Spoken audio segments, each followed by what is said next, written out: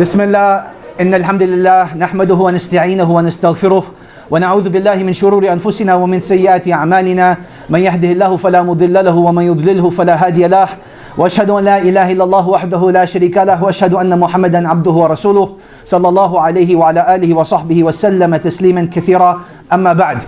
My dear brothers and sisters, Assalamu alaikum wa rahmatullahi wa barakatuhu. MashaAllah, it feels like we're having two Jummahs. Actually, this is our third Jummah of the day with all the people that showed up. So Jazakumullah khairan to all of you for coming out on this Friday night. I know it's cold. I know you guys could have been doing a lot of things. So it means a lot that you guys are coming out to learn and share with us. So this is a continuation of our community discussion. So the format, as I mentioned previously, is that we have a brief presentation. And after the brief presentation, we open it up not just for questions, but for comments and feedback, and particularly your experiences in this field. Tonight's discussion is about addiction to social media and technology, and what that exactly means. So now, why exactly did I want to choose this topic? At the end of last year, of 2017, I went through like a bit of an online struggle. I'm going to leave it at that. But it was a very difficult time. It was a time where a lot of bad things were being said, where people weren't as nice as I'd expect them to be. The whole concept of Muslim brotherhood and sisterhood and akhlaq was completely out the window. And I found that it had a very profound effect upon me. There was something I took very, very personally.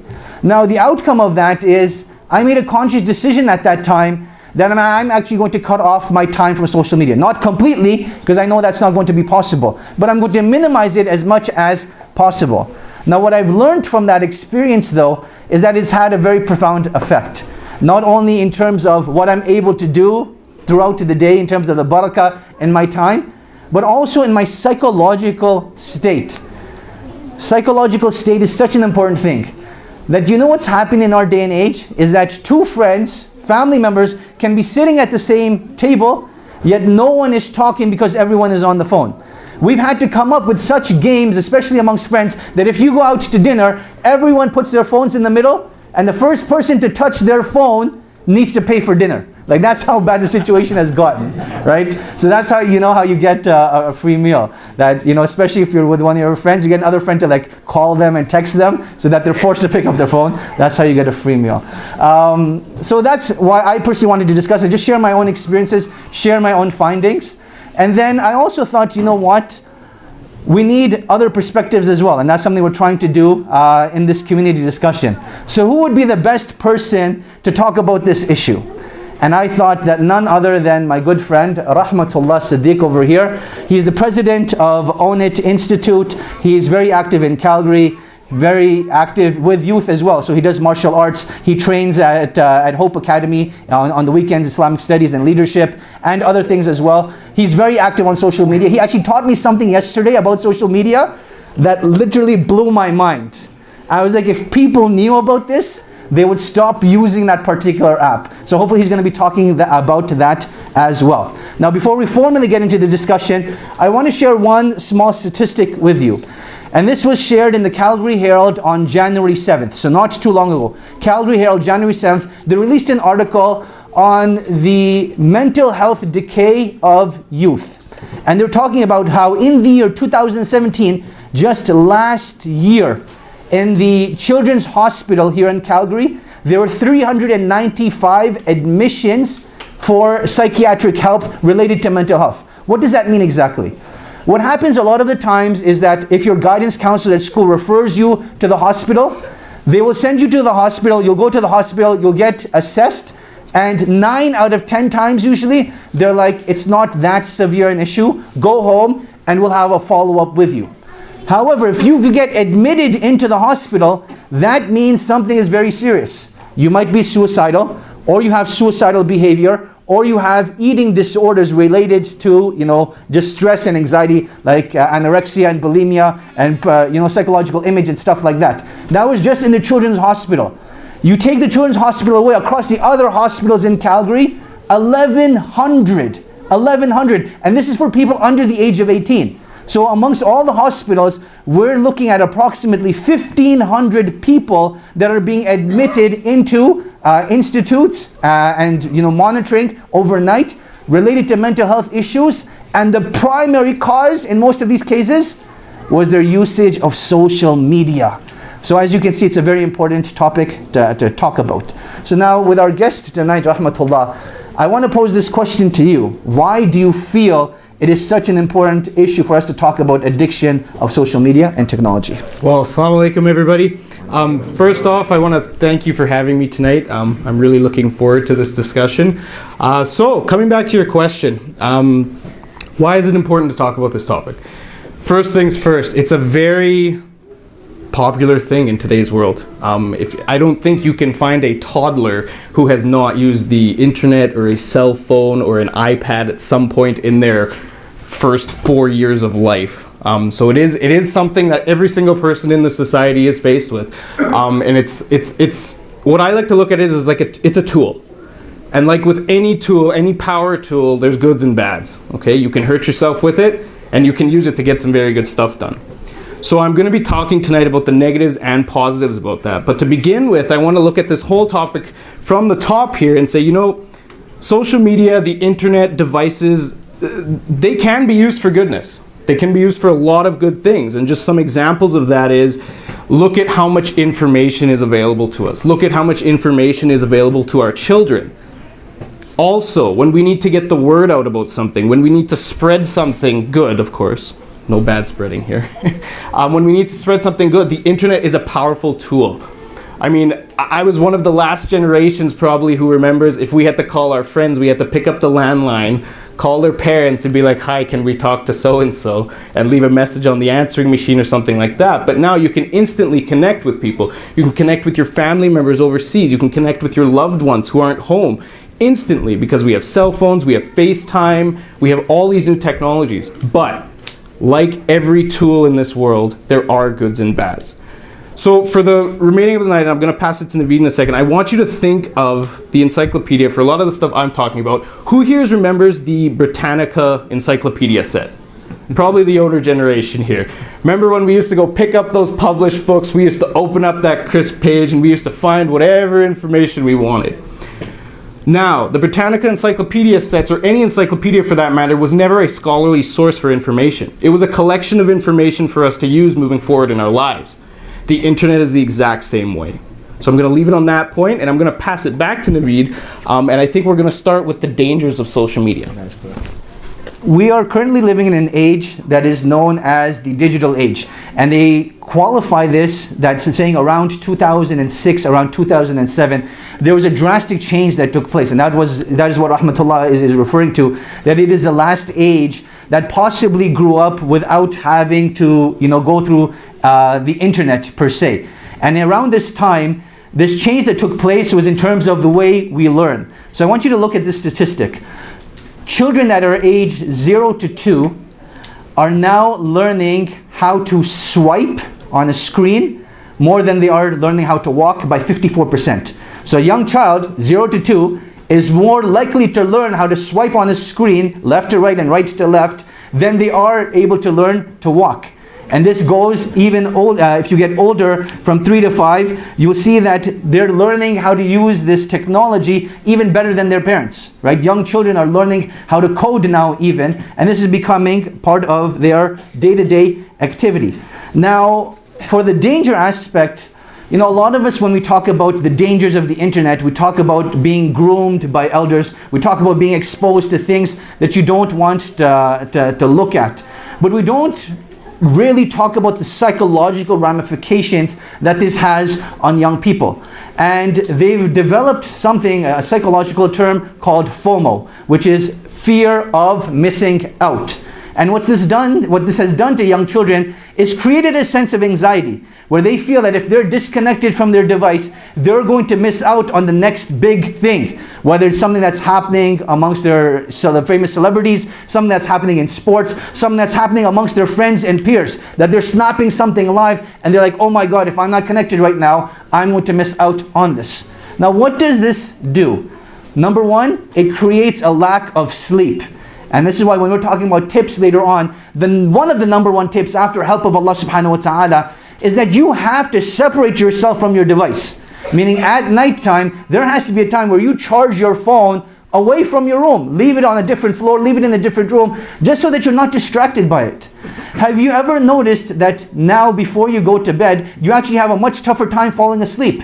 And this ties into a concept of blue light, that there's blue light in particular that makes it very, very difficult for you to fall asleep. And not last year, but the year before, Apple and Samsung released updates onto their phone where it takes away the blue light so that it's still safe for you to use your phone as you're falling asleep. But just think about that. The last thing you're thinking about as you're falling asleep is not Bismika Allahumma amutu wa ahya. It's, okay, what happened to the Kardashians? And then you end up getting all of these like messed up dreams and you're like, hey, I wonder what this dream means. It doesn't mean anything. It's our addiction to technology and social media. So that's the first ramification that it has.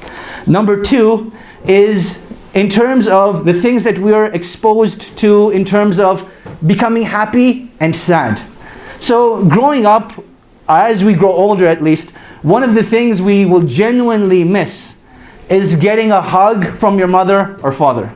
And that's an experience of contact that cannot be replaced by anything. No matter what you do, there's nothing that's going to replace that. And that is why as we get older, we cherish our parents more. And if they passed away, may Allah have mercy upon them, we feel as if we're missing out on something.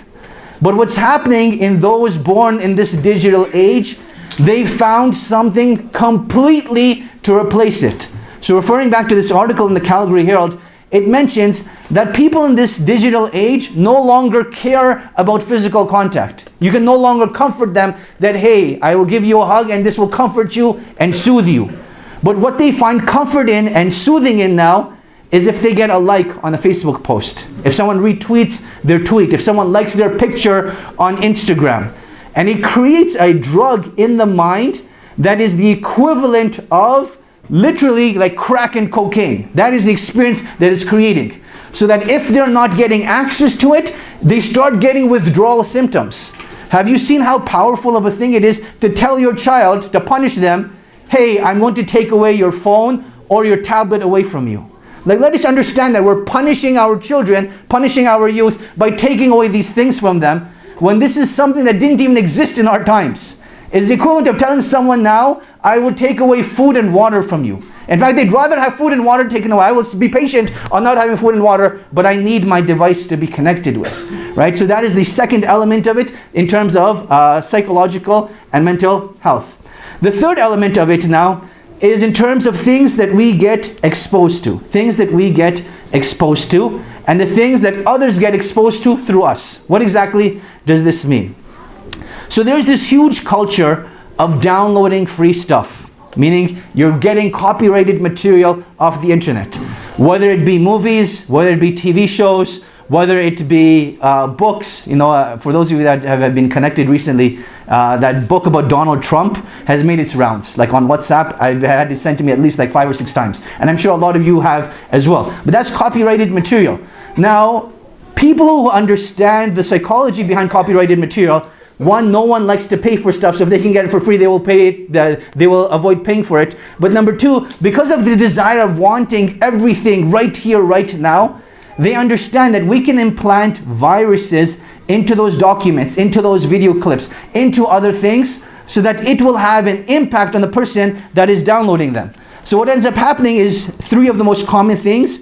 Number 1, a random access tool, and that is remote webcam access. So what that means is you download this clip, you download this file, then all of a sudden by you downloading it, you've granted permission to this server, to this host of people that will get access to your webcam, and you will not even realize it. They will be taking videos, they will be taking pictures, and you're getting exposed and you don't even know about it. Particularly for our sisters, particularly for our youth, that's a nightmare and a disaster, right? Everything could potentially be recorded and you're getting exposed for that just through this file. Number 2 is CryptoLock, and that is where your personal files on your computer will be locked out until you pay a ransom. Until you pay a ransom.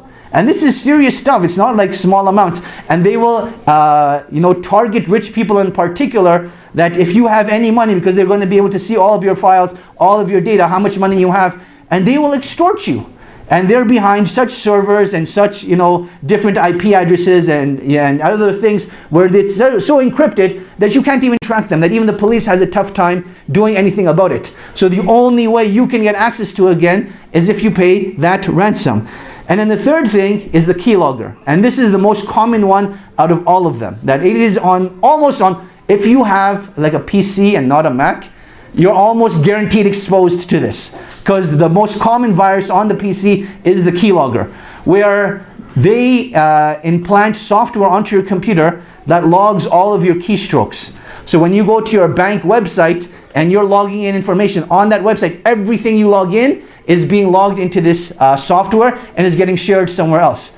And this is the most common way of identity theft. The most common way of identity theft. So all the stuff that we're downloading through technology, all the stuff that we're exposing ourselves to, is in fact exposing us to more dangerous things, and we're not even realizing it. And then the last thing I want to comment on before I pass it over is the issue of just being exposed to haram things. Allah subhanahu wa ta'ala in the Quran, He gives us very clear guidelines that tell the believing men and the believing women to lower from their gaze. Meaning that as a believer, we're not meant to expose ourselves to anything and everything, but rather we need to be very, very careful of the things that we expose ourselves to. Now the unfortunate reality is that through social media and through this downloading system, we're exposing ourselves to very, very bad things. So now let's do something very, very comparative. There was that famous poem of Imam Shafi'i rahimahullah, where he once accidentally saw the ankle of a woman. And he complained to Al-Waqi'. He says, شَكَوْتُ إِلَى وَكِيعٍ سُوَى حِفْظِي فَأَرْشَدَنِي إِلَى تَرْكِ الْمَعَاصِي وَقَالَ لِي إِنَّ الْعِلْمَ نُورٌ وَنُورُ اللَّهِ لَا يُطَاعُ الْعَاصِي. That I complained to Waqi' of a lapse in my memory, and he guided me to leaving off sins. And he said to me, indeed, knowledge is a light of Allah subhanahu wa ta'ala, and the light of Allah is not given to someone that commits sins. And this is not even a sin. He accidentally saw the ankle of a woman. She's walking by, the wind blew, her abaya flew up, and he saw her ankle, and all of a sudden, it has this impact. Now I want you to imagine a young teenager that is not married, is going through the fitna of life, and he's getting exposed to this, abnormal interaction virtually, constantly bombarded with it. And this is like the fitna of our times. Particularly, I'm going to be talking about Instagram later on. In Instagram, if you just look at one particular video or one particular picture, it develops an algorithm for your viewing monitoring, for what you view and monitor regularly. And then you'll notice all of a sudden your general feed is filled with videos and pictures of stuff like that. So if you accidentally, not even intentionally, mashallah, we're all innocent and good people here tonight. If we accidentally look at something for like more than a second, Instagram is picking up on that and will continuously expose you to it until you find a way to make tawbah and like, please get this away. And then you have to delete your history, and then it'll redevelop a new algorithm for you. So that's just through Instagram. Same thing with Facebook. Same thing with other programs as well. So we have a very big obligation in terms of the things that we implant in our minds, because it goes to our hearts and becomes our thoughts and becomes a distraction for us. So now it's no longer about protecting our memories like Imam Shafi'i rahimahullah was talking about. But now it's about protecting our morality. It's about protecting our own desires. Desires go out in rage when people no longer control what they expose themselves to. And for everyone, whether young or old, is just as equally as applicable. We have to keep ourselves in check. And that is the third biggest danger that we expose ourselves to. Wallahu ta'ala alam. And I'll now pass it over to Rahamatullah, who will be talking about some of the other dangers, inshallah. Okay, so I'm going to start with the simplest of simple here.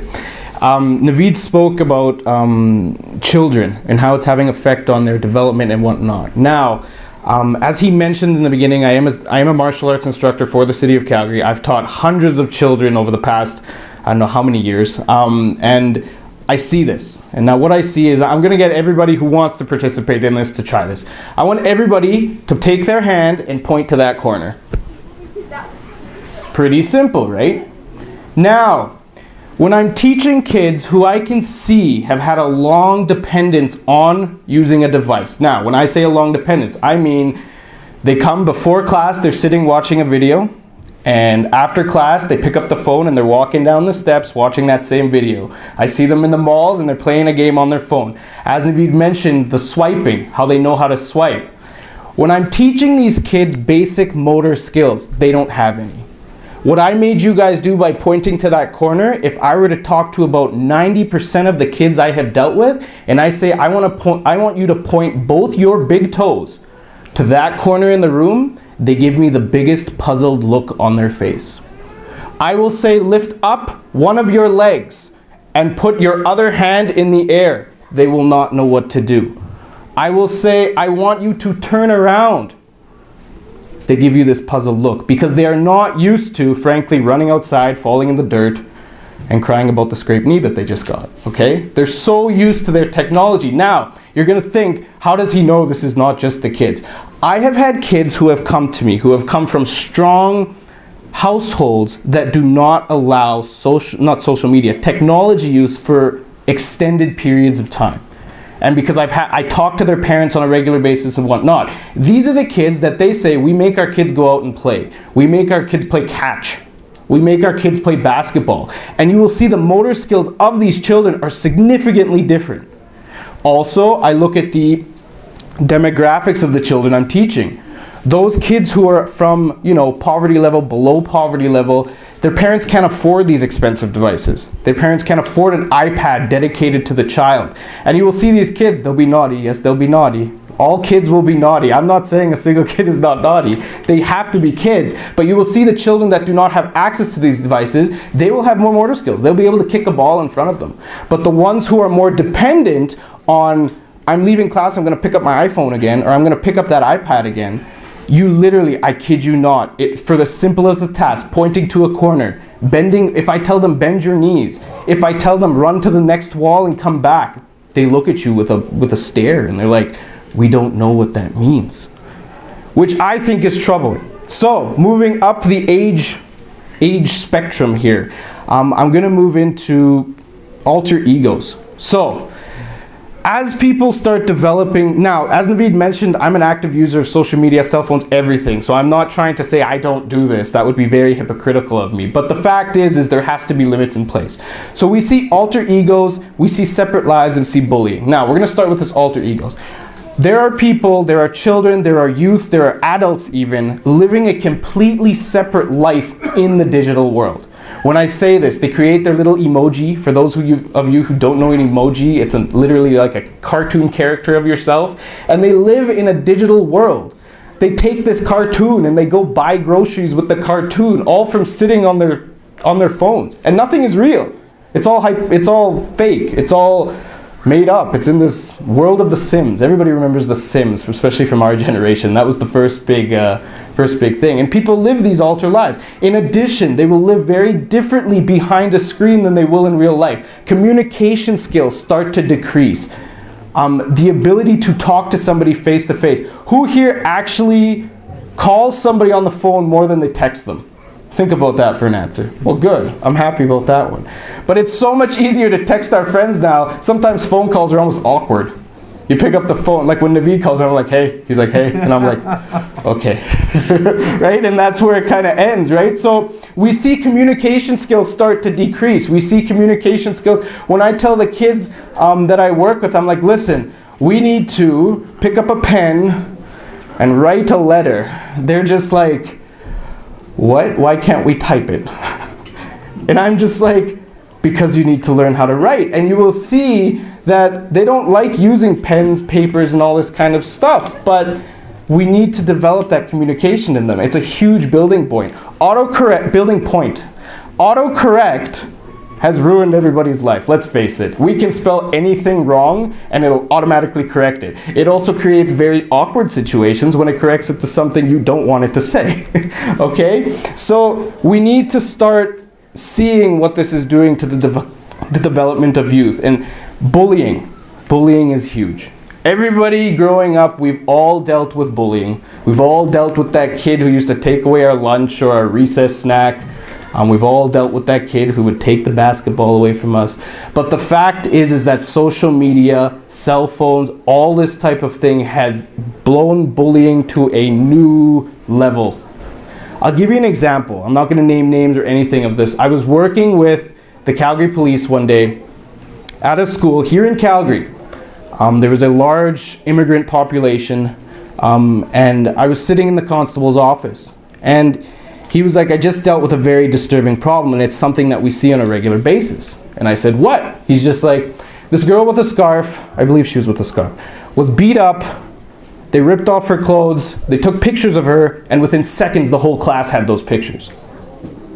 So I'm sitting there in shock going, you know, back in our day they'd have to mail a picture of me somewhere, right, by postal services, but now instantaneously we're getting stuff across. So bullying is huge. Cyberbullying is a whole new world. Instead of people having to pull kids aside and threaten them, they're sending them messages on the instant basis here. Every second they're saying, we're going to come beat you up, we're going to come find you. But it's no longer waiting for that delay, it's instantly. So imagine what that is doing to children's minds, what fear they're living in. Moving on to my next example now. I talked in the beginning about how the internet can be a positive and negative tool. And you guys are hearing so many negatives right now, but I promise you at the end of the program, you're going to hear a bunch of positive stuff, a bunch of ways to protect yourself. But I talked about how a negative tool. Who remembers the big floods that were happening in the States last year?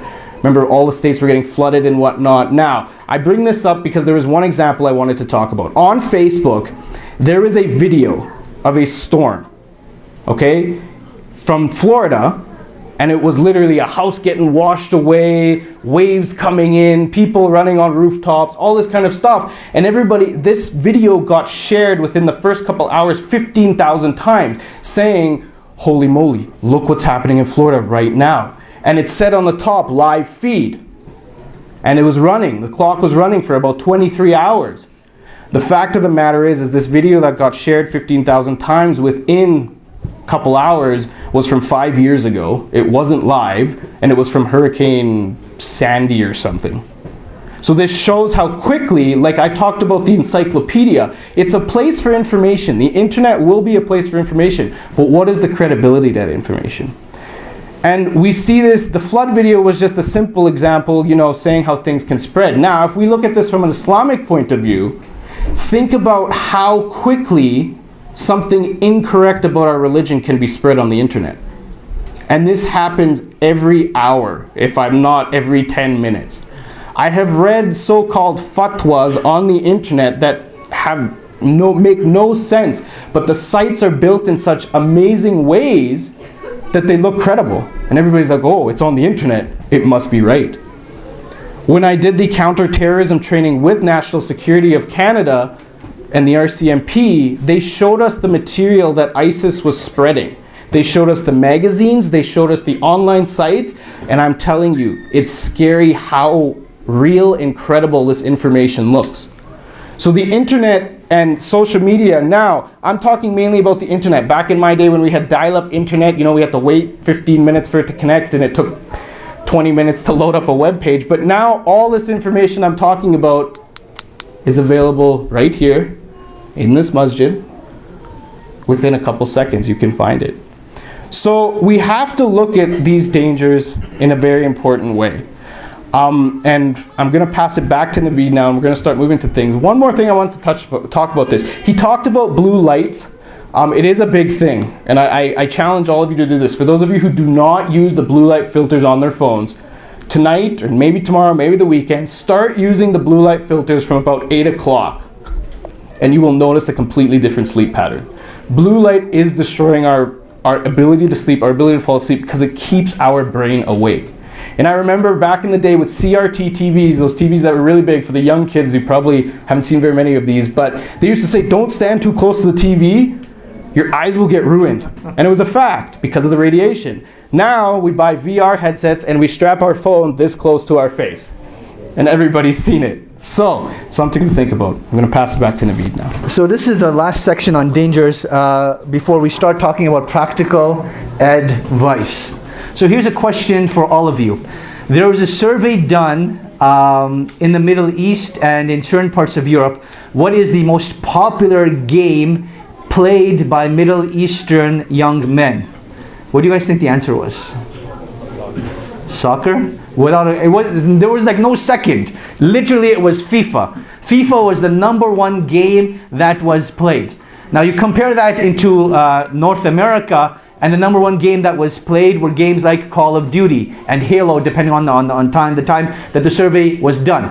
Now, for those of you that grew up playing Nintendo, Super Nintendo, if you remember Sega, if you remember Atari, we're really old now, right? Things have changed drastically. Where not only are you playing with members of your own household sitting next to you, but you connected to the internet, and you can play with people in different parts of the world. You will have no face-to-face interaction with, but you're competitively playing with them. Now, the good part about this is that you get exposed to different people, different cultures, you hear about different ways of life. But obviously with every good also comes with that bad. What is the bad that potentially comes out of this? I will share just one incident with you guys from the United Kingdom. And this is the story of a young boy, Breck Bredner, 14 years old. And he was playing Call of Duty day and night, spending hours upon hours. And his mom was always worried that he's spending too much time, but she was never afraid of what happened next. What happened next was that he met a young man, Lewis Danes, aged 19. He's 19 years old. And as they're spending more time, the time is increasing, like not just 1 or 2 hours a day. They're playing Call of Duty like 10 hours a day. So the mom gets curious. She's like, who are you playing with? Like, who is this guy that's become your best friend that you've never even met? Like literally, she goes to bed at night, she wakes up in the morning, her son is still playing this game with the exact same person. So she gets a bit suspicious. She goes online, Lewis Danes, and she starts seeing that, hey, there's a sexual predator by the name of Lewis Danes, but no information is given about him. And there's a picture there, but she has no way of verifying, is that the same person? So she calls the police. And she tells the police, hey, my son is in contact with this guy, Lewis Danes, online. I've seen that he's a sexual predator, but I want to verify that. Is there anything I have to be worried about? The police gave her the answer, oh, grooming gangs only take place amongst women. You have a boy, don't worry, nothing's going to happen. Well, guess what ended up happening? After a couple of months, Lewis says, hey, why don't you come over to my house and we can meet for the first time? They met for the first time. He was raped and he was killed. And this happened just by playing a video game online.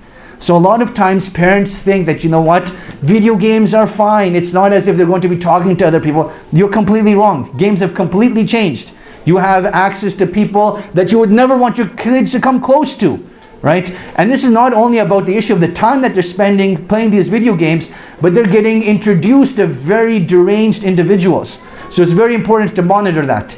The last thing I want to talk about before we get into the advice section, inshallah, is the issue of Instagram. I said I would be speaking about this a bit more. So I already spoke about how people want likes, and I also already spoke about how the things that you even view for a couple of seconds, they develop individual algorithms for all of us based upon what we're viewing. Which leads us to point number 3. That at the Islamic school, when I was interacting with a young group of girls, I asked them, hey, so what do you want to be when you grow up? Right? Back in the day, you ask a young lady, what do you want to be when you grow up? Oh, I would like to be a teacher. I would like to be a nurse. I would like to be a mother and a homemaker. This time it was like unanimous consensus. I want to be an online influencer.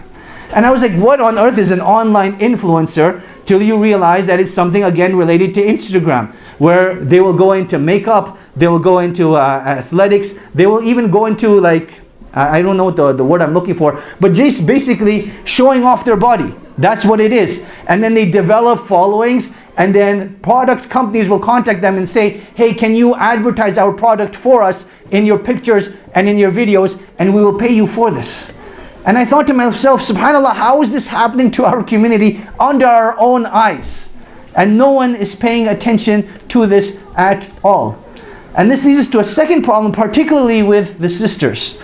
That when you look at Instagram in particular, what is unique to Instagram as opposed to all of the other social media is that Instagram only shows you good news. It'll show you people having a good time on the beach, someone eating some amazing food, someone enjoying their life on their vacation, and it only shows you good stuff. And then when people share pictures of themselves, seldom, extremely seldom, does anyone share genuine pictures of themselves.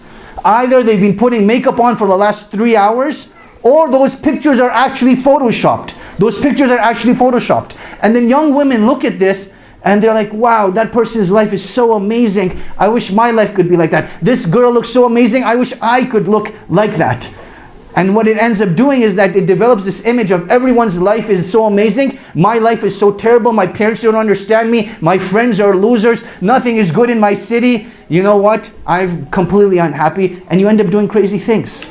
So it develops this perception of reality that is so fake that if you think about it, you know, I'll give you a very simple example. One of the people that got trolled very recently online was Kendall Jenner. Kendall Jenner, she's one of the Kardashian women. She got trolled online because some picture showed her where she had pimples. And they're like, how is this beauty model, you know, going to some fancy party where she has pimples? And they were trolling her online for that. And this shows us the type of mentality that's being created online, where this whole image of perfection is being portrayed and no one wants to be real. This goes back to the alter ego that he was talking about. And this is a huge danger to our young women. It will affect their self-image psychology, the way they see themselves. It will affect their confidence, and it's also affecting the way they view their own future. I mean, with all due respect, I'm sure there's some great online influencers that are doing some genuinely good things. But the vast majority of people do not care what they're influencing people towards. If it is Budweiser that will pay me money, if it is some other haram company that will pay me money, I will advertise for you whatever you want, just pay me. And that's what that world is all about. And to set our standards to that degree, I want to be an online influencer when I grow up, it's a very dangerous reality to face that I pray that Allah subhanahu wa ta'ala rectifies. Now, with all of this bad news that you're hearing, how do we protect ourselves? How do we protect our youth? So our first part of advice is directed towards parents, and then the second part of advice is just for young adults and adults in general in terms of what we can do. So I'm going to pass it over to Rahamatullah, who's going to start off with the section on advice. Okay, so as I mentioned in the beginning, for me to say that I do not use social media, I do not use a cell phone, I do not game, I do not use all this would be the most incorrect statement I have said. For those of you in the room who actually follow me online, you know that I am pretty active. However, it is a very, very, very, very small portion of my life. So, we're going to talk about advice to parents, realistic advice here. I mentioned in the beginning that the internet is there, social media is there, cell phones are there, all this stuff is there. It's a fact of life now. However, we have to look at it exactly the way, and I love the way our parents did it, modeling it when we grew up. It was all about regulated use. So, this is probably one of the biggest things I will start with. Regulated use. Now, when I say regulated use, what does that mean? That means you control how much time, and I'm saying this for ourselves and for the people younger than us and for our children, our nieces, our nephews, everything. Control how much time they have on it. Realistically speaking, what would a child, an adolescent, or even a teenager need multiple hours on a cell phone for? Unless they're making huge business deals to plan your retirement, I don't think they need that long of a time on a device. So think about it like this. How much time is appropriate? We had the TV growing up. I was limited to an hour of TV a day at the most. I got to watch Arthur and the Magic School Bus. Okay? So how much time are we giving our kids on this? My parents, when I was growing up, they were a firm believer in saying our children need to be educated on how to use new technology. So we would have all the latest devices. When I was younger, we had one of the first cell phones that literally had one line to dial a number. But I was allowed to use it under the supervision of my parents. When things started to develop, when we started to get the internet, I was allowed to use it under supervision. So when we look at regulated use, there is no reason that anybody can justify to me in this room that an adolescent needs the internet in their room behind closed doors. It's a fact of life. If you're telling me that my son needs a computer where he can lock his door and he's 12 years old and he can do whatever he wants on it, I'll be like, I completely disagree with that. Even high school kids, it's going to be something. Teachers, schools are introducing this stuff into the teaching programs. They have distance learning, they have online assignments, all of this. But there is no reason that we cannot say, hey, listen, son, daughter, niece, nephew, brother, sister, You can use the laptop in the family room. You need quiet? Go in the kitchen. We're sitting in the family room. But why do they need it behind closed doors? Regulate the use. Public areas for device use. Certain time limits. They can watch their favorite cartoon on YouTube. That's completely fine. But don't give them 5 hours of cartoons. And this sounds extreme, but I've seen it. I've literally seen it. People will put the TV on to keep younger people quiet for hours at a time.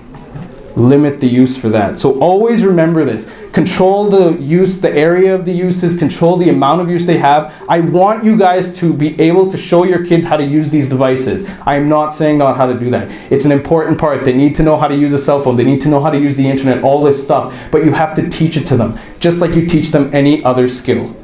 I'm going to give you the worst example, and it's probably the most farthest example from this. Who here goes hunting? Okay, one person. But anyway, look at hunting. We use rifles. Would you give your son a rifle and say, okay, son, go do what you like with this. You can keep it in your room, underneath your bed, and here's some bullets. Right? So we teach our kids how to use these tools. We teach our kids how to use power tools, saws, all this kind of stuff. But we don't just let children have them and go away. Cell phone, internet, all this kind of stuff, same idea. There is so much they can access on the internet. We spoke about viewing things, pornography, all this type of stuff. So keep that use down. Now, second point I want to talk about is us as parents, older siblings, youth leaders, whatever you want to see us as, we need to be educated in the newest technology. And this is not always the easiest thing to do. And I say this because when I bought my new phone, I kid you not, there's still functions I'm finding on my phone now after a year that I didn't know it had, okay? But we need to be, especially as somebody who has younger people under us, we need to be educated in what they can do. Now, Navaid spoke about something I showed him yesterday, and I'm gonna kind of see it. Probably most people in the front here will be able to see this. Who here knows what Snapchat is? Good stuff. This is going to blow your mind. All parents are going to freak out. Most of the kids already know where I'm going with this. Now, Snapchat is an application where you use to send pictures, messages, and videos to each other, short messages and whatnot. Now, before I show you this feature, Snapchat is also part of the newest challenge facing our law enforcement called the dark web. For the people educated in more IT areas, you'll know what I'm talking about. The dark web. Snapchat is untraceable. Okay, when I send a message to somebody on Snapchat, it disappears as soon as they see them. Law enforcement is having difficulty tracking those messages because they disappear. Now, Snapchat. So we have our camera view here. Okay, everybody can see sort of in the back. If we zoom out of the camera view, it brings up a map. Okay, all the youth in the room know where I'm going with this. So it brings up a map and it'll show my little emoji there sitting at the IASC, having a good time. Now, if I zoom out, for those people who haven't turned off or turned on ghost mode, it'll tell me exactly where they are. So if I go to my friend in Edmonton who's turned it on because he's at the show right now, I'll see a little emoji up in Edmonton. I zoom in, and it will literally tell me the street address he is sitting on. So how creepy is that? Okay? You no longer need to get followed. You accidentally need to leave this on and have Snapchat, and next thing you know, I know where your kid is. So, it's huge. It's something we need to think about. Comes back to my thing, we need to get educated. Navaid didn't know about this until yesterday, right? And most of you, there's so many, this is just the tip of the iceberg. So when you're giving your kids this phone, when you're giving them their iPad, look at what they're installing. Do some research for yourself. Ask other people, what do these apps mean? What is Tinder? Okay? What is Minder? Okay? This type of stuff, right? So, or what is Snapchat? What does it do? Look into these things, because if we are not educated, then how can we expect the younger generation to know that they're doing something wrong? So get involved. Get involved with your parents' life. Or not your parents' life. Get involved with your children's life. Get involved with your nieces and nephews. Let them use the technology, but regulate the use. Know what they're doing on it. Know all the fancy ways around this.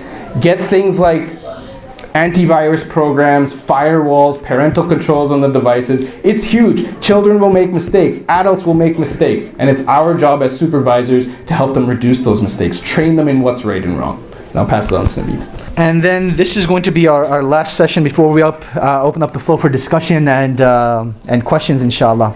So what I want to discuss over here, number one, again, just speaking to parents, is the importance of leading by example. As parents, one of the biggest challenges we have is telling our children, do this while I do something else. So while you're at home, don't be addicted to your phone, don't be addicted to the TV, don't be addicted to the computer. But while I'm at home, it's a completely different set of rules. I'll be sitting on the table, I'm on my phone. I'll be sitting in bed, I'm on my phone. I'll be, doing something else, I'm on my phone. You have to lead by example. And this is one of the most fundamental Islamic principles, that in order for your children to respect you, you have to lead by example. If you're doing something else and you command your children to do something else, it's not going to work. Number two, I've alluded to this before, and this is just going off what he said, but again, I'm emphasizing this again. There has to be a period of time in the day that you do not even have your device close to you. And I'll share with you what Sheikh Yahya Ibrahim does with his family. And that is at 8 p.m. every single night. I'll step up a bit back. He's put his router in his kitchen. So the router for the internet is in his kitchen. So all the radiation of all of the appliances is like built up into his kitchen now. There's no radiation anywhere else in the house. Number two, at 8 p.m. every single night, everyone will put their device into the kitchen. You will not go to bed with your device. You will not go upstairs with your device. It stays over there. If you need to use your device for work, there's a time to do it. You need it for school, there's a time to do it. You need it to communicate with your friends, there's a time to do it. And that is when you wake up and other things are going on, but you leave it in the kitchen so that people can go to sleep at night peacefully. You're not distracted. And again, the radiation and the blue lights, these are very dangerous things to think about. Number three, I would actually suggest in your houses have a public room where everyone uses the computer, everyone uses their devices. Young children should not have access to internet or to devices by themselves, alone, in privacy. We may think that, mashallah, they're innocent, they're good. And I'm telling you, mashallah, your children are innocent and good compared to the rest of the shayateen that are out there. As bad as you think they are, trust me, these are good kids if they're here on the masjid, in the masjid on a Friday night. But the reality is there are very bad kids everywhere. And it's not about your kid per se, it's about your child interacting with them and the influence that they can have. So put worst case scenarios aside, just this topic of influence of friends is a very big thing. And you want to make sure that you close that channel. So have a public room that everyone can use the computer and their devices from. Number four, the importance of discussion and communication. I cannot emphasize this enough. Again, I give this as a very embarrassing story, but when we had the 8th and 8th location, an uncle came with his teenage son and is like, Imam, can you please have the talk with my son? And I knew what he was talking about. I didn't want to do it. But I'm like, uncle, which talk are you talking about? What should I talk to him about? And he's like, the talk. And I was like, no, tell me what you want me to talk to him about. I mean, if you're going to make it awkward for me, I'm going to make it awkward for you. And that's how it went back for a bit. And then, we finally had the talk. But with that said, the importance of building trust with youth, right? You tell them that I'm getting you a cell phone. This is an amana. This is a trust that can so easily be broken. If I find out that you're doing anything wrong, anything haram with this, that is a trust that will be broken. Now, obviously, there's ways to get around this that you will not be able to figure out. Surfing the internet in private mode, where it doesn't keep track of the websites that you visit, doesn't keep cookies or anything like that. It is completely anonymous browsing on that device. Number two, Snapchat. If you look at why it was developed, people had this fear that, hey, if I share these images with someone, they can possibly share those images with someone else. So Snapchat built upon that fear. They said, you know what? We will develop a platform where as soon as you send it, you can put a time restriction. 1 second, 3 seconds, 10 seconds. That after they viewed it, it automatically deletes. There's no trace of it whatsoever. So you go through your child's phone and you're no longer able to see anything haram that's on their phone because it's automatically deleted, right? So this is some of the dangers that you have to deal with. And this is part of that as you're raising our children, rather than them fearing us parents, they need to fear Allah subhanahu wa ta'ala. Because as parents, we're not going to be around all the time. but Allah subhanahu wa ta'ala is. And that is why it's such a big thing to talk about responsibility with your child before you get them their own device. Number 5, turning off GPS location settings and privacy settings. If you look at how children are kidnapped in this day and age, it often starts with a mother or a father sharing a picture of their child in their front yard, in their backyard, and then there's digital recording in the image itself. Stuff that you won't see online, but if you download the image, encoded into the image are the exact latitude and longitude of where the image was taken. And then if you download all of the images from a particular Facebook account or Instagram account, you can actually develop a map of the most common places that this person visits. You can come up with a strategy of how to kidnap this child.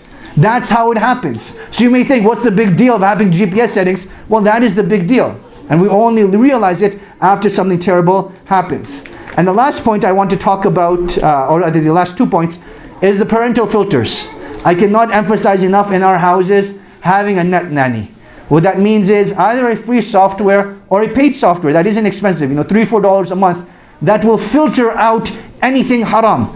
On the internet, you can type in innocent words and such haram things will show up. So in order to filter that out and make sure it doesn't show up on Google, doesn't show up in search engines, you have these net nannies that young children, they shouldn't have access to certain material. And this will protect us from having that. And the last thing I want to mention, and this will be the introduction to my advice to adults as well, is about not doing something online that you wouldn't do in person. Right? Let us understand this concept. I will not do something online that I wouldn't do in person. So in terms of the way we interact with people, if you go to YouTube, the worst part about YouTube are like the battles and wars that take place. People are swearing at each other, cussing at each other, and then you look at like all the videos this person's liked, and he's like, oh, I liked this lecture, I like that lecture. And I'm like, what is the point of liking this lecture if this is what your akhlaq is?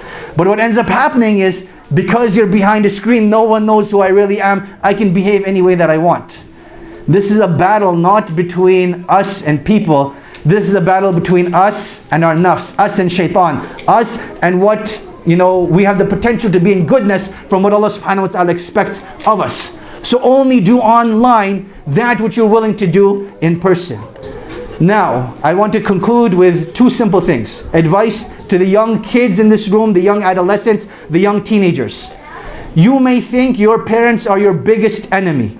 Your parents are out to get you. They hate you because they haven't gotten you your own device. Or the fact that you have to use your device in public. Or the fact that every single night they will ask you for your device to see what you're up to. This is one of the greatest manifestations of love. You do not realize that now. But as you grow older, when you have children, I'm sure you've heard this already, you will realize the value of this. The fact that you have someone looking out for you means the world. Ask those children that have lost their parents, that have no one looking out for them, what they would do just to get their parents back. They would do anything. So while you're in this phase of, hey, but my friend is allowed to do this, my friend is allowed to do that, put that aside. Are your parents coming from a place of love and protection, or are they coming from a place of hate and maliciousness? And you know that your parents have done each and every single thing possible to make sure that you have food on your plate, that you get a good education, that you get good clothes, that you get all the best of everything. They bend over backwards and kill themselves for you. So show some appreciation. If you don't get the freedoms of your friends, it's not coming from a bad place. That's just the way they're showing love to you right now. The last thing I want to conclude with, advice to general public. We've said a lot today, but one thing I want to emphasize enough, and this starts with what I began with, is self-accountability of the time that we spend on the internet. The average person will check their phone over 1,000 times a day. I want us to think about that. 1,000 times a day, we will look at our phone, either to check the time, to check our messages, to check social media, check WhatsApp, whatever the case. We will do that over 1,000 times a day. Just to give you a hypothetical example, imagine if you just said Subhanallah 1,000 times a day. Just imagine that. You would have achieved that. You may think, how am I supposed to say Subhanallah 1,000 times a day? You tell people to make azkar and they're like, brother, I don't have time. But if you have time to check your phone 1,000 times a day, you have time to make dhikr as well. And it's not just about making dhikr, it's just about our own sanity. You know what has happened to us as a civilization, to a race, to a species, where we've let technology and these devices control our lives. If they're given to us, we're happy. If they're taken away from us, we become sad, depressed, and angry. So monitor the time that you're spending. Limit yourself and stay within those boundaries. Realistically, you don't need more than an hour or two a day. Even that might be too much. Realistically, monitor the stuff that you're looking at. You don't need to know everything that's going on in the world. You don't need to know what's happening in every celebrity's life. You don't need to know what's happening in every sports superstar's life. If you miss out, you're really not missing out on much. Because more important than the life of this world is the life of the hereafter. So hold yourself accountable to that. And the third thing is just making dua to Allah subhanahu wa ta'ala. Just making dua to Allah subhanahu wa ta'ala that Allah protects our eyes, protects our ears, protects our minds, protects our thoughts, protects our children from this mass, I guess, indoctrination, inculcation, overtaking the siege that's happening upon us through social media and technology. Because as time goes on, it's just going to get worse. So I wanted to take this opportunity to open up the floor for discussion and for questions, inshallah. So you can raise your hands or you can send it in by paper anonymously. On the sister side, Sister Iman has pen and paper for sisters that want to send it in anonymously. Or if you want to raise your hand, you can just raise your hand and we can discuss or answer your questions that you may have for both of us, inshallah. Go ahead. I just read an article that founder of Facebook, when he's at home, he's covering the camera. Yeah. To comment on that. So the brother was saying that he was reading an article about how Mark Zuckerberg and other people out there that are engaged in technology, they've actually put tape on their webcams. So all laptops and computers now all come with a webcam that's inside of it. It's not something that's external. So they actually put tape on side of it because it's become more and more difficult to protect access to that webcam. And I would go even further than this. One of the articles that I was reading for preparing for this was about Steve Jobs. Steve Jobs did not give his children access to phones or tablets way into their late teens. That is when they got it. As young children, they did not have access to it, right? And he wanted to make sure it stayed that way. And that is why people who are educated are making such conscious decisions.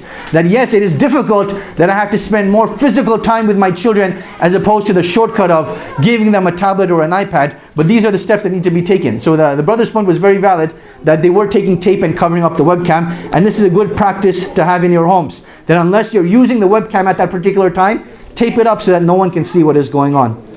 Wallahu a'lam. Next question, comment. Anything from the sisters? Go ahead. Yep. So what happened to me was a big change. So I went to Africa for 2 years and a half during around 2012, right? In August I left and I came back 2014. And there was a drastic change to the school I used to went to because of the internet, and most of my friends I used to hang with in grade 2 and now in grade 4, I didn't even know who they were anymore because they were mostly talking about clothes and all that stuff. Actually, just hold on for 1 second. Can I just ask the people in the back to keep their voices down? All the people in the back, if you please keep your voices down and let us respect one another, right? When someone's talking, we're meant to listen to what they're saying. So whatever the brother is saying, I will be repeating later on. So let us be patient, inshallah. Please continue. And as it progressively changed through many people's lives that I met in school as well, it affected them during even class time. So we had to have a phone policy as well because many people couldn't stop going on their phone instead of doing their tasks in class or reading a book. Right. Attention to deficit disorder. Yeah, subhanAllah. So our brother was sharing with us that he moved to Africa from 2012 to 2014, and when he came back, he saw a drastic change in his fellow classmates. That just within a span of 2 years, they've drastically changed. And one of the things that he highlighted was the attention deficit disorder, where they had to implement a phone policy in the classrooms, where kids couldn't, focus long enough to what the teacher is saying, that they'd have to check their phone every couple of seconds. And again, this is one of the negative ramifications of that. Anyone else? Yeah. Assalamu alaikum, Sheikh. Wa alaikum salam. Just one personal experience from my personal life. When I came from office at 5:30 or 6 o'clock at my home, So I saw that my son is 5 years old and my daughter is 3 years old. Both of them is busy with iPhone and another one is busy with tablet or notepad. So I felt very bad that I am coming from home, office, and I want to enjoy or spend time with my children, but they are busy with the cell phone or tab.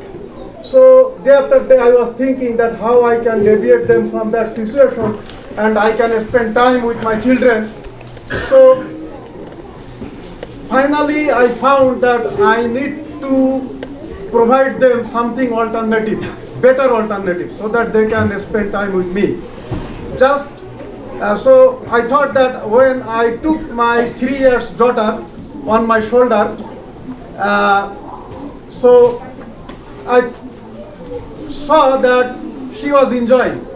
Then when I took my daughter on the shoulder and I was moving in the room, my 5-year son, he told me, Baba took me. Right. So he left the phone and he got into my shoulder, right? Right. So then they enjoyed so much. Every day they were waiting when dad will come. Right. My daughter thought that when my dad will took on my shoulder, right. and my 5-year son was waiting that I wanna get into the shoulder of my dad first. Right. Before my daughter. So what is the conclusion is that parents should be the best friends of their children, and they should provide to their children better alternatives so that they can deviate from this social media device. Jazakallah khair. MashaAllah. I appreciate the fact not only that you shared, but that you raised your voice so that everyone could hear. So just to summarize, in case you didn't hear, he saw that his young children, ages 3 and 5, were spending a lot of time on social media.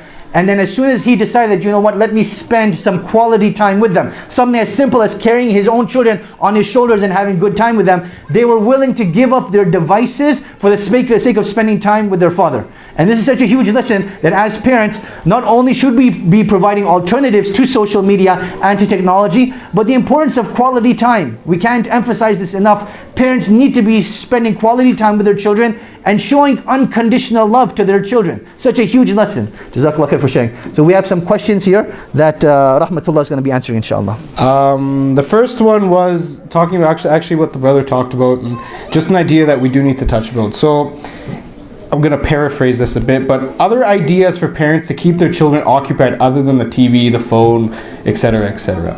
Now, this is a huge point. Like the brother pointed out, like we have been talking about, use other things to keep your children occupied. People are looking at me going, well, what are examples of other things? For every single parent in this room, I want you to think about when you were a kid and you didn't have a cell phone, okay? Or you didn't have a TV or an iPad or something like that. We are busy people. We are busy adults.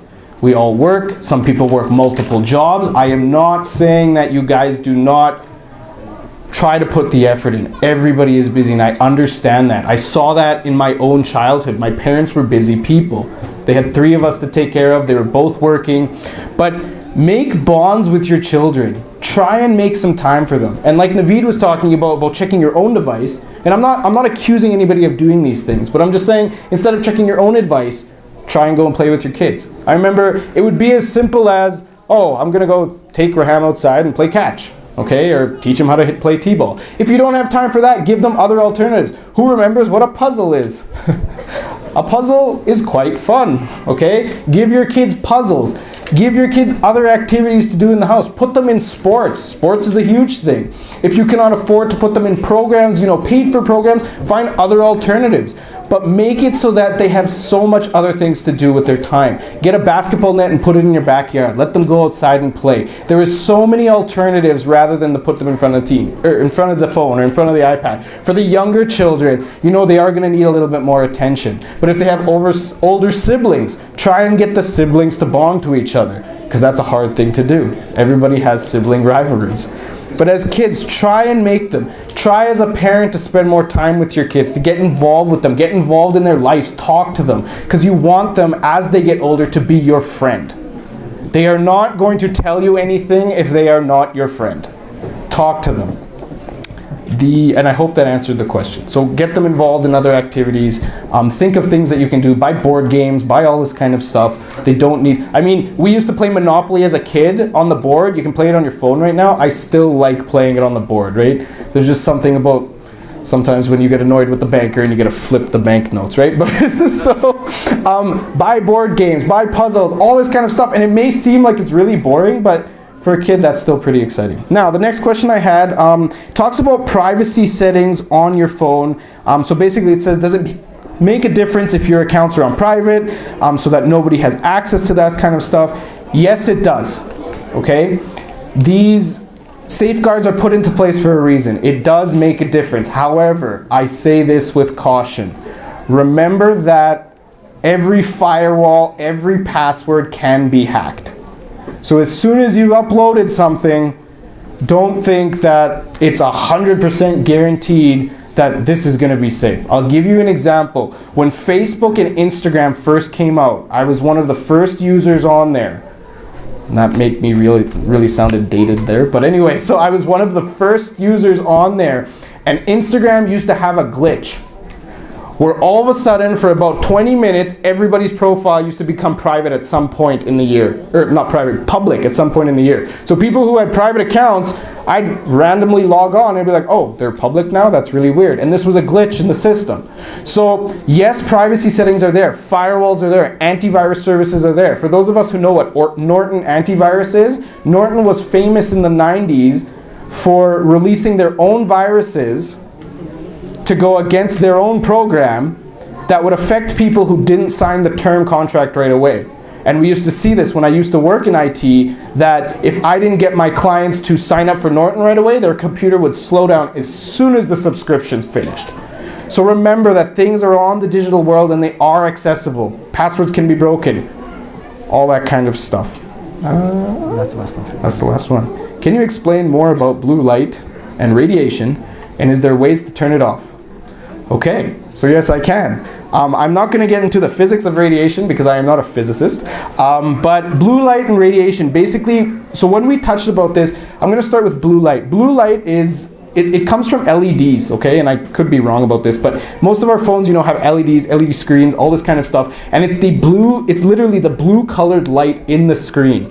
Because we have such high definition displays now, and we have such radiant colors in our screen, every screen is emitting blue light. This is similar to the studies that was done for when fluorescent lights came out, and they were worried about the blue color from fluorescent lights affecting people's eyes, and also the reflections off of whiteboards reflecting people's eyes. It's the same idea except amplified.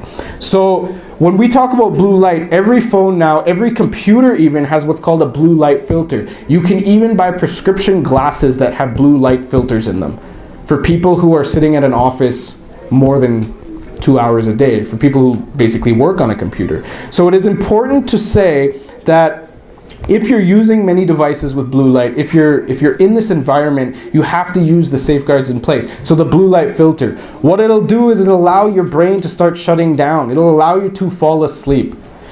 And like I said, this weekend, try it. If you have a phone, if you have a computer, and you probably, lots of people probably use them, you know, well, Netflix. Everybody watches Netflix. I do watch Netflix. Okay, YouTube. I thought you said YouTube, sorry. So all this kind of stuff, turn the blue light filter on earlier on in the night and watch how much quicker you'll fall asleep. Now for those of you who are blessed with a wonderful sleep pattern, may Allah keep that with you.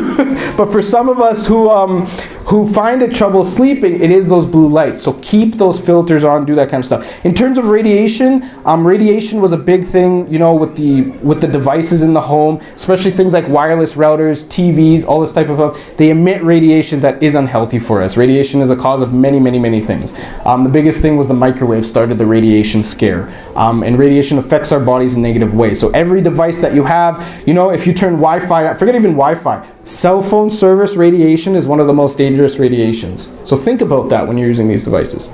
And I am going to pass it off.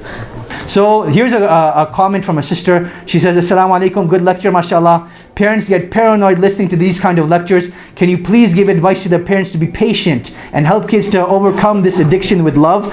Otherwise, these parents are going to become hostile.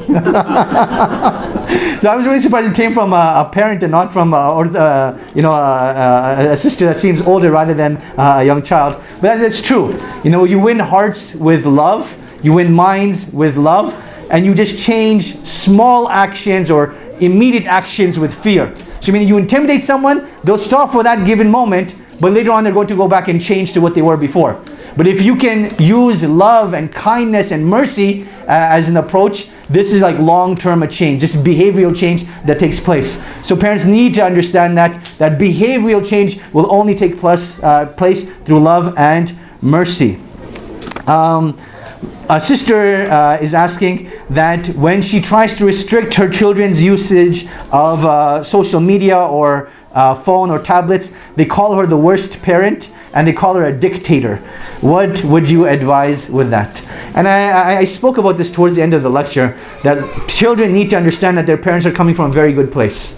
That they love you, they want what is best for you, and that is why you're doing it, right? As a young toddler, you wanted to touch the stove and burn your hand.